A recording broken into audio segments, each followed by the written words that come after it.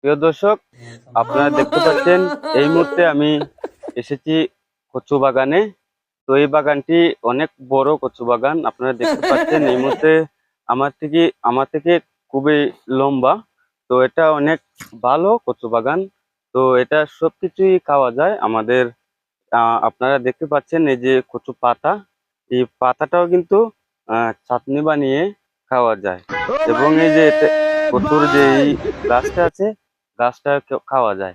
তো আমরা দেখতে পাচ্ছি একটু নিচের দিকে গেলে কচুর যে লতি আছে, সেই লতিটাও কিন্তু খাওয়া যায়। তো এই মুহূর্তে আমি আপনাদেরকে এটাই বোঝাতে চাই যে আপনারা কচু বাগানকে ভালোভাবে সার মারবেন, বাড়িতে কচু গাছ লাগাবেন, লাগালে আপনারাও এরকম লম্বা করতে পারবেন। এবং ভালো কচু কিন্তু আবার ভিটামিনের জন্য ভালো, ভিটামিন সি, ডি সবকিছুই আছে কচু শাকের ভিতরে।